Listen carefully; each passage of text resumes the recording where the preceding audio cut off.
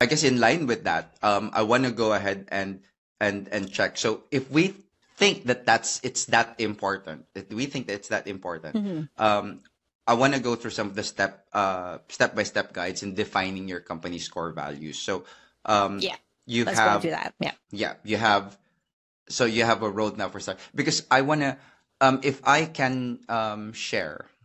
I think before I thought company value, put learning the company values or the fact of having a company value. I thought it was core. Did you ever feel that? Like I'm ashamed to admit it now, but I that it was corny. Like It was company all values. Like BS. that it's a bunch of BS. Yeah, no, I'm not gonna lie. I used to think that. Okay, okay. Let's make it a little bit more. I guess uh, PG. It's lip service. It's just writings. It's just whatever, just to Yes. say that they have core values. Hmm. I think Little. when I was an employee, it felt like it was just that. Yeah. I feel like if I bought into the values that I was drinking the Kool-Aid, but I realized that in what I wasn't doing is in fact to be honest, when the company hires you, they say these are our values. It's not like Yeah, these are our values, but feel free not to not understand to, them because not to we're follow. paying you to be part of the machine that runs on the values that they're trying to write. So anyway, Yeah. I will say step one, uh, start with your founding beliefs. So founding beliefs most likely would come from the people at the very very top, or the people who made a product responsible, the people who Yeah. invented the product or the solution that is to be marketed as a service. So the big question is why, and what problems are you trying to solve, right? What problems are you trying to solve? So take for example, how a lot of Kickstarter projects now are Hmm. are I try to go to the Kickstarter programs, and you try to listen. Actually, I do that nowadays. You listen to them and see, can somebody convince me to look at their product and believe it, because sometimes you might not have a need for a product, but you see a founder's belief, and then you're convinced that okay, I'll support your product. Has that ever happened to you? Um. Hmm. The founders believe, or like, Well, let me oh, give that let me give that I example. mm, So, um, let's look at some of the. I'll give you two products, right? Uh, mm. One is I saw before when people were trying to work on a tablet that felt like writing on paper. So you might have been hit by that ad Okay. before, but it's being hit with me now. And when I look at it, I understand there is a market for this, and they're saying like it's the convenience of the tablet because I've tried writing on tablets. It felt like writing on Yeah. glass, not fun. Yeah. And Hmm. I do from time to time miss writing on notebooks, but then again, with the amount of data that you're writing now, it's just not practical to keep a notebook in hand. You'll pile up with notebooks, right? Like we're in tech, we understand that I can I can dictate a relate to thousand that. I have a pages, ton of and notebooks. right, I have a ton of notebooks now, but I'd rather not use them.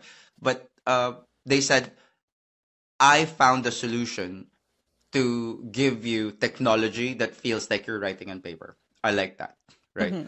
Have I bought it? Not yet, because I personally, while I like writing on paper, I don't do it enough. But I can see a lot of people being finally a solution to a problem that I'm having. So it might be expensive, but they might be convinced to buy it. The second project, the one that I say I was convinced is when I was sold into buying ethical tuna. Oh yeah, yeah. I know. The example that I have in my head is kind of related to this. You do it, yeah. I think I think the product that I bought because the values as well is the eco-friendly product. So we have like those cotton pads, those Yeah. reusable cotton pads, and it's because I mean even if the packaging is also recyclable and everything, like the values of that company which is more on the eco-friendly side, sustainability side. Also, because I also believe in those things, in the sustainability side of things, then I started buying the product. So I Yes. understand what you mean by what problem are you solving for. Start if you're going to come up with your core values, start with the problem that you're solving for, because what is your product standing for, Wait, you're saying right? eco-friendly, right? You're saying eco-friendly. Yeah, So that means that product will not be sustainability, eco-friendly. so that means that product will not be cheap. That product might be no, I'm serious. Like, Yeah, but that's true. that's the No, thing. yeah. As a founder now, and you start selling your product, you know what the problem is that you're going to see there? People will come up to you and say, "I like your product, but I wish it was cheaper," right? But Mm-hmm. that's where you have to say, no, you like my product because it's sustainable. And in order to do that, the product has to be of a certain margin. You can compare it to brand X, Y, and Z that is, you know, much For cheaper the than my yeah. product, right? So as a business, you can't listen to the people who are asking for something that, although it's a nice to have, of course, because but that will allow you to compete better with your competitors. Yes, but they're not who I'm competing with, and that allows you to keep uh that allows you to stay in touch with your company's vision and say, no, sorry, it's not because we don't want you as a customer, but because we have to, and there are people who are happily buying it at the cost that we're putting it in. So step two, so after starting with your founding beliefs, step two is identify what makes your business unique. So what do customers or your employees that's unique about you? What sets you apart from everyone else? And the reason why this is, there's a lot of companies out there, right? And sometimes even your product might be similar to somebody else's, right? But as far as company like startups and companies go, of course, there's always going to be a differentiating factor, and you need to understand what that is. What that is, and sometimes it's not even in the product. Sometimes it's even with how your employees conduct themselves Mm-hmm. in the business, right? Like, I would say, I'm trying to come up with an example, but I'm blanking. Like, for example, Okay, okay, well, I will before you, if you want to give yourself a bit of time, I will say mm, that this is probably one of the things that I struggle with a lot, being a very very practical person. Like when they say yes, you need the, what's the word, USP, your unique selling point. And yeah. then but then when I think about it, but Mall A and Mall B are both malls. What's unique about that? Or if you have hot dogs, brand A B C D X Y Z, they're kind of all hot dogs. Like, what's the unique selling point? We put pepper in ours. Like, that's silly. but when you No, think, but if you know, like getting on that malls. Okay, go ahead. Just no, finish your thoughts first. no, that was the other me that's saying, like, why does it have to be unique? Like, in an entire store, in an entire mall, there's going to be restaurant one, restaurant two, restaurant three. Like, are they all really unique? Like, especially in the Philippines when you have shawarma stores, and it's going to be shawarma one, shawarma two, shawarma three. Really? How unique do you have to be, right? But but then again, like I said, that's the pessimist in me, and that's the reason. That's exactly what I was thinking. That is causing a brand to fail, is because they went to a brand and they copied something. But even then, the success of that small business, for example, would depend on something unique to themselves. Like, for example, maybe they said they copied an exact business idea, but they put it in a unique Mm-hmm. location, right? Now that's what makes it Mm-hmm. different. Mall Yeah, that's A, what makes it. yeah, Mall A is targeting excess mall. And if I'm not mistaken, if the rumors are to be believed, Mall B builds right beside Mall A because they're saying, don't worry. The rationale is they can't always go to Mall A. So they will in fact say, let's change our mind, and maybe tomorrow we'll go to Mall B. Right? You know So what? What I think yeah. one example in so two malls side by side. One has high end or luxury goods. Yes. The other one has more of an affordable Jologs. approach. So there's still a difference. Like, yeah, no, not Jologs, but there, there's still a difference. Even though they're side by side, there's still a difference. Or Yes. somebody, was able to see that there's a lot more foot traffic than mall A can handle. Then let's get a share of that, and let's build a mall right next to it. Right? And I there's agree. a reasonable, there's definitely a reasonable there's a reasonable approach to saying it's high foot traffic. Why don't we build in that area as well? Because like, it's the, what do you call it, the, as a catch all for when foot traffic for mall A is too high, then yes, it will be mall B. Oh, it's too much. And I think that's the reason why some restaurants actually build side by side, because they're banking on too much. Okay, let's go to the one beside it, because I the interesting thing about that I realized about um you know why restaurants or even clubs. Let's do clubs. Francis, let's narrow it down. Let's start. Let's stop on the mall Okay. example. Yeah, but Let's just stop on they're the mall all the same, example. like It's the same. businesses who, yeah. Yeah, it is the same. Let's stick on the mall Okay, example, mall it is. and just to bring it back, right? Yeah. Like just to bring it back to step two, identify what makes your business unique. And we've talked about differentiator, and even if you're a mall side by side, you need to be different, different branches or how you service people. Like one mall has a higher end like concierge, I would say, And the other one has a right? more Then the other one, self-service and chic. And I yeah, think that's the could be that, important right? thing. Sometimes, when people who do not ascribe to the what makes yourself unique mindset, guys, don't worry. I was that one person who thought makes your business unique. That's BS. But the reality is, sometimes you, as the business owner, as the solopreneur, uh, maybe you don't see what makes it unique, right? Maybe you thought, I will make a product, and I know how to make the product, and I can sell it. And because you've always been too close to it, that you don't understand what makes it unique. So the important thing to for you to do is to understand why your business is doing okay, or more importantly, why your business is not doing okay. Which means, as hard as it is to swallow, the thing is, negative feedback, it's always a bitter pill to swallow. But you have to ask for that feedback regardless of what people are going to say. You have to look at it and say, thank you. So what do you think? Or get taste test. And then people goes like, black, it's too garlicky. You're like, oh, okay, thank you for that. Thank you for that feedback. Even though you personally think, but I like the garlicky. It's not about you. No, it's either you go out and talk to 100 people. And maybe that guy was just a fluke. Now you go to 100 people and go, ah. But if 98% of them says, black, it's too garlicky, then you kind of have to take the feedback and say, I need to change the formula in order to, in order to do that. I mean, did you know that that's the reason why a lot of things taste different in different countries? Jollibee.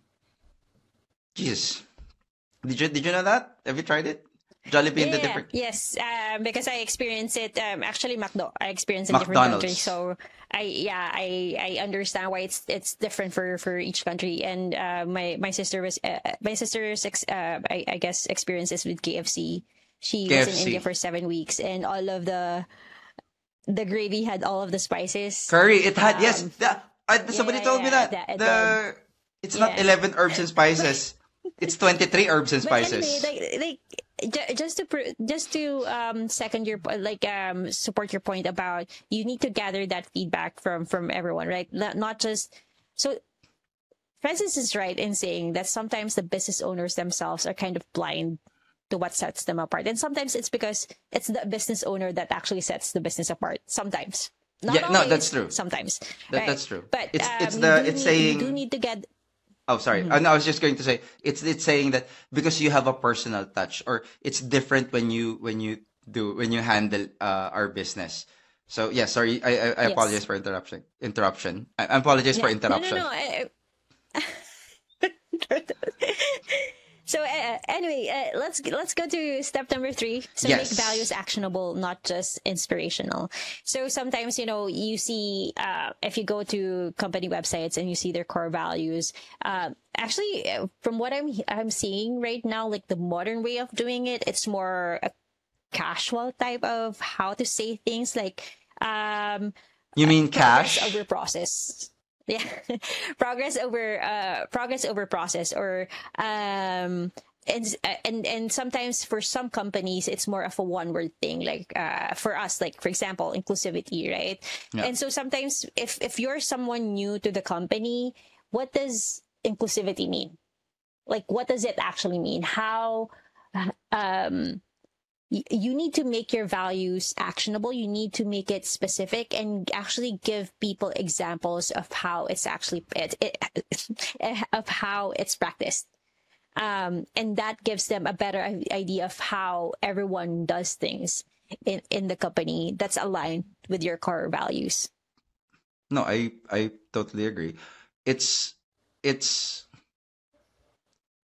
because you want to say, uh well, give me a value, something that I right now I can see that we actually do, because it's easy for companies to become, a boys club, for example. And we've always Mm, said, it's always easy yeah. for a company to become a boys club.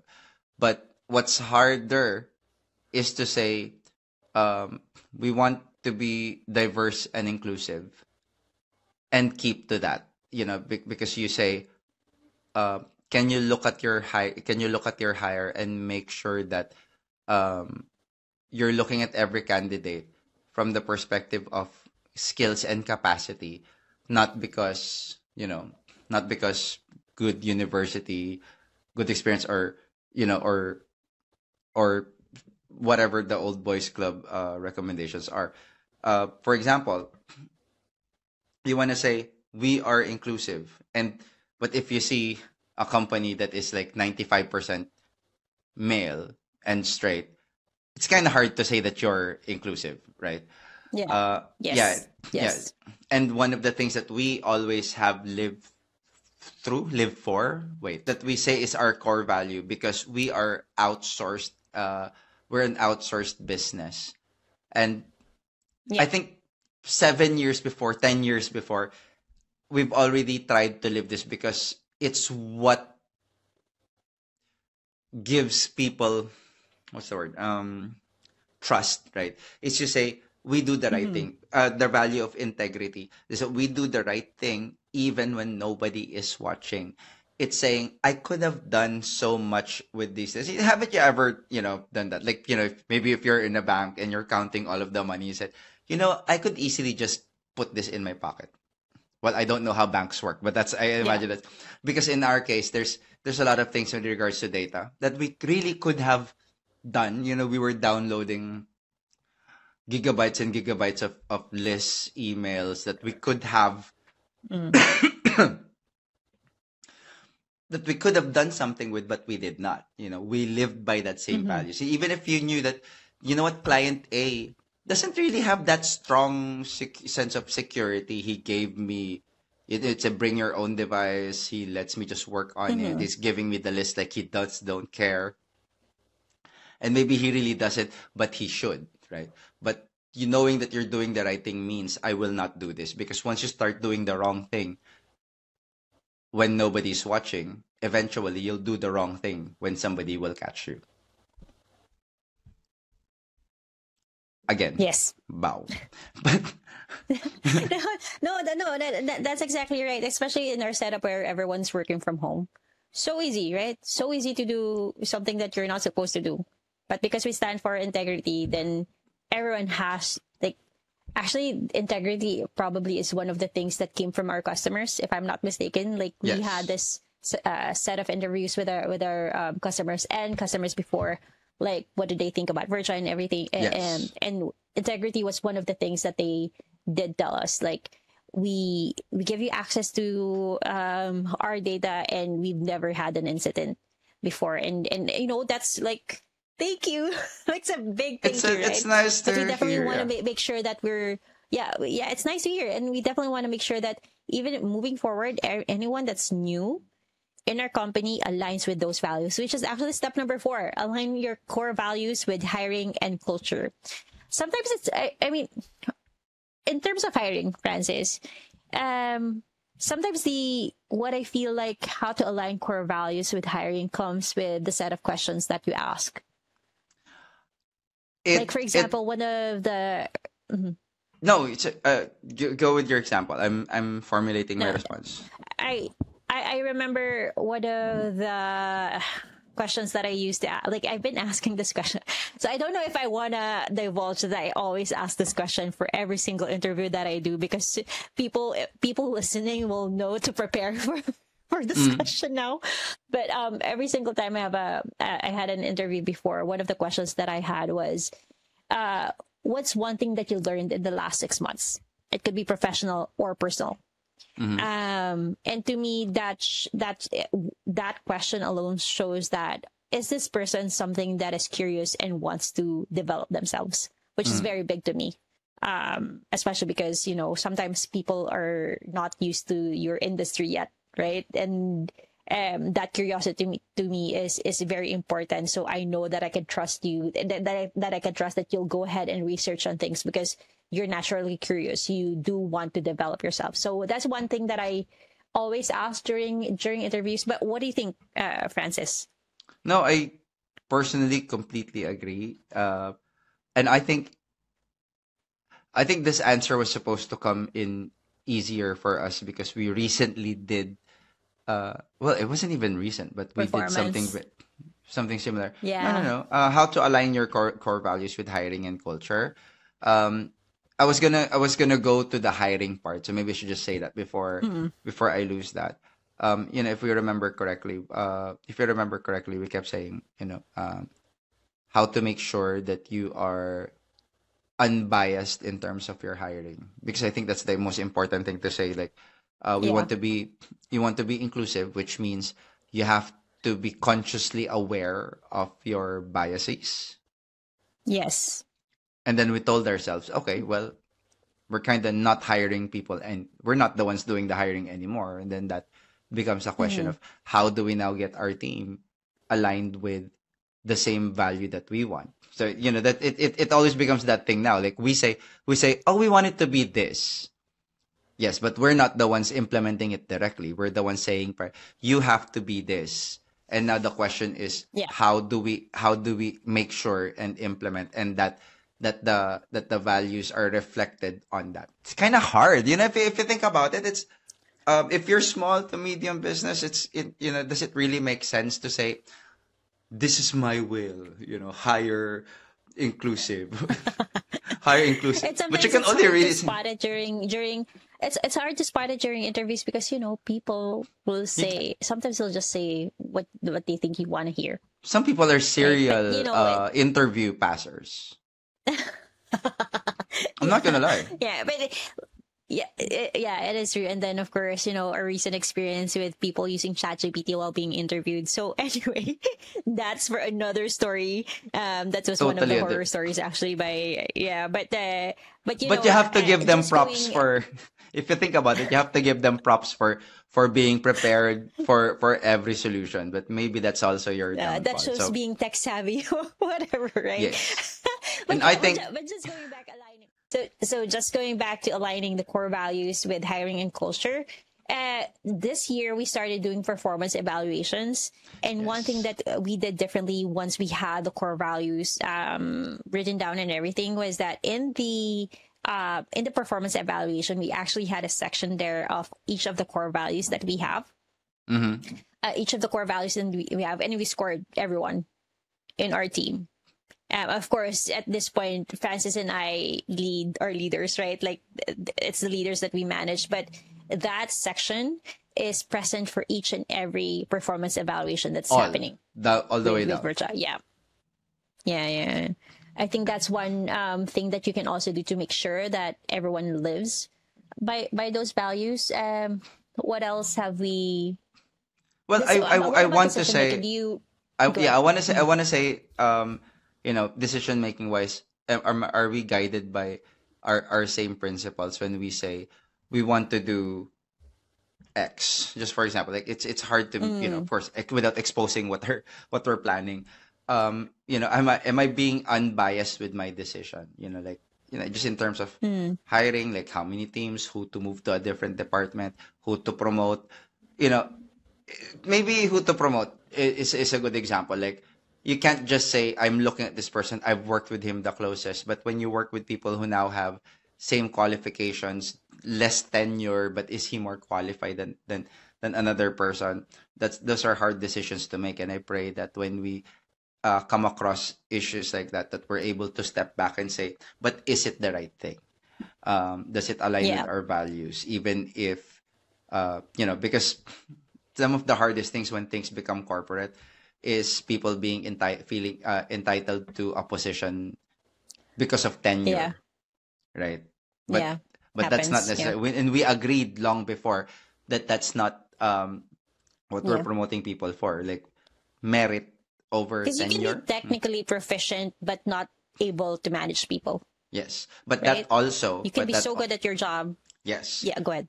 No, it's exactly that. You can be so good at your job, but it doesn't mean that you are good in terms of managing people, which means you have to Mm-hmm. understand when we say, you need people to lead your team just because you're there the longest and really the best at how can I help you, or have you tried turning it on and off again, doesn't mean that you can manage the day to day, which means that we now the one thing that I love now, that we now have a mentorship and a leadership program, because Mm-hmm. not because of merit, but if you tell me that I want to try a leadership role, then we're not just gonna say, okay, here's a leadership role, have at it. No, we now put you in a mentorship and leadership program that says we'll Yeah. prepare you for it, and if you try it, actually the thing is, some in other companies, if they fail at moving to a different role, like from team lead to from agent to team lead, Mm-hmm. then they resign, right? I want people to know that if you wanted to try having a lead position or a managerial position and you think it doesn't work out, it's okay. Come back to the other role that you came to. We're not there yet, but I know I'm preparing for that. But now, let's say, having said that, you realize that we have all of these ideas. But how do you Mm-hmm. make sure that these intrusive thoughts are are what's being communicated there, which brings us to step 5: communicate and reinforce Mm-hmm. values daily. Daily, yes, daily. But how do you make sure? Like, I'll put it to you, because I know what they are, but in your own words, how do you make sure that these values are trickled down to the whole organization? Dilig. Thank you for that wonderful question. Yes. I think that's You're going to be a welcome. forever line in our podcast. But I think what we've done so far is we first off we make sure that during any onboarding, any new hire onboarding, these values are presented. The other thing that I think we also did was during our strategic planning, where everyone is, in the internal team was there. We had everyone talk about, okay, so this is our value. What do you think are the actions that that show this value? And so everyone is aligned. We go ahead and do discussions of the values. The other thing that we haven't done yet, but we do plan to do, is during our town halls, is to recognize people who has shown the values that we want the company to embody. So we haven't done that yet. It's always a work in progress. But I do know that in the next town hall that we'll be doing that. Hmm. What about you? What do you think could we be doing to communicate and reinforce our values more? Posters. I mean, if you because we don't have a physical office, We don't not have a yet physical anyway. office, yes. No, but no, I'm sorry, I was kidding. I mean, when you go to, like a bank, for example, you always kind of see those posters that say, "These are our values," and and the typical, like, family walking, successful, happy. Mm, Those are, in fact, attempts to tell people on What the the day to values day are. what their Yeah. values are. And it's kind of hard Mm-hmm. because we don't have walls to put posters in. But no, but I'm guessing it just has to be you. It kind of just has to be you as well. Like how do you how do you live those values yourself? And every person that you interact with, you conduct yourself in a way that shows those values. And I know that's a really hard thing to do, but remember, if you're working, if you're uh uh if you have your own business, if you're a small business owner, and you think that it's your persona that Mm-hmm. you have to bring to work, just don't forget there is a work persona that doesn't necessarily have to be you, right? You When you're in your business, you're in work mode, right? So you kind of have to set Mm-hmm. aside, uh, as cliche as this sounds, you set aside the things that make you you as a human being, that the frailties and the faults, and you say you treat people fairly, right? You can't come in if you had a bad day, take it one down, you sing a sad song and turn it around. No, when you have a bad day, uh, it doesn't trickle down to other people, right? That's not living. And people aren't supposed to, your team aren't supposed to say, oh, he's having a bad day. We take it head on, right? You understand, like the humanity of being the owner of your own business needs to be left at the door. Of course, it doesn't happen all the time, but the point is, if you remember it from time to time, as much as possible, then you live it. At most, see, that's the difference between businesses who put up the posters and say Mm-hmm. fairness and equality to all, but do not show it in your day to day. It's a useless tactic, right? Yeah. It's a useless tactic. Yeah. Even if they say, "Oh, let's put our values on our website," but nobody does the thing, right? If you say growth, right, but you disapprove all of the training programs that your team uh asks for, Yeah. even if it's free. My God, some people I've seen they disapprove the training program that was free because it's to be done on company time, right? Then why did you say growth, right? Then why did you say, Yeah. I wish the story that I heard there wasn't they disapproved it. Maybe they're just saying not this time, or maybe let's take this training at a different time, but definitely should be on company time.